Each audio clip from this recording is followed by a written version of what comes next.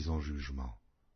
Quand il eut dit cela, il s'éleva une discussion entre les pharisiens et les sadducéens, et l'assemblée se divisa. Car les sadducéens disent qu'il n'y a point de résurrection, et qu'il n'existe ni ange, ni esprit, tandis que les pharisiens affirment les deux choses. Il y eut une grande clameur, et quelques scribes du parti des pharisiens s'étant levés, engagèrent un vif débat et dirent « Nous ne trouvons aucun mal en cet homme. Peut-être un esprit ou un ange lui a-t-il parlé ?» Comme la discorde allait croissant, le tribun, craignant que Paul ne fût mis en pièces par ces gens, fit descendre les soldats pour l'enlever du milieu d'eux et le conduire à la forteresse. La nuit suivante, le Seigneur apparut à Paul et dit « Prends courage, car de même que tu as rendu témoignage de moi dans Jérusalem, il faut aussi que tu rendes témoignage dans Rome. » Quand le jour fut venu, les Juifs formèrent un complot et firent des imprécations contre eux-mêmes, en disant qu'ils s'abstiendraient de manger et de boire jusqu'à ce qu'ils eussent tué Paul.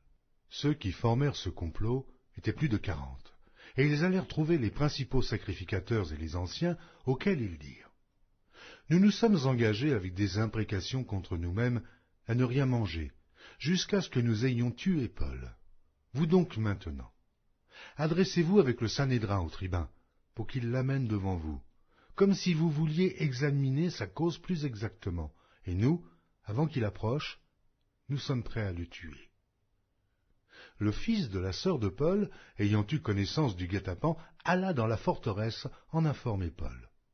Paul appela l'un des centeniers et dit « Mène ce jeune homme vers le tribun, car il a quelque chose à lui rapporter. » Le centenier prit le jeune homme avec lui, le conduisit vers le tribun et dit « Le prisonnier Paul m'a appelé, et il m'a prié de t'amener ce jeune homme qui a quelque chose à te dire. » Le tribun, prenant le jeune homme par la main et se retirant à l'écart, lui demanda « Qu'as-tu à m'annoncer » Il répondit « Les Juifs sont convenus de te prier d'amener Paul demain devant le Sanhédrin, comme si tu devais t'enquérir de lui plus exactement.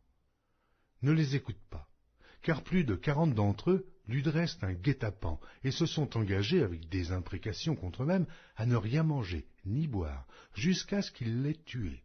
Maintenant ils sont prêts et n'attendent que ton consentement. » Le tribun renvoya le jeune homme après lui avoir recommandé de ne parler à personne de ce rapport qu'il lui avait fait. Ensuite, il appela 2 des centeniers et dit « Tenez prêts dès la 3e heure de la nuit 200 soldats, 70 cavaliers et 200 archers pour aller jusqu'à Césarée. Qu'il y ait aussi des montures pour Paul, afin qu'on le mène sain et sauf au gouverneur Félix. » Il écrivit une lettre ainsi conçue. Claude Lysias au très excellent gouverneur Félix, salut. Cet homme dont les Juifs s'étaient saisis allait être tué par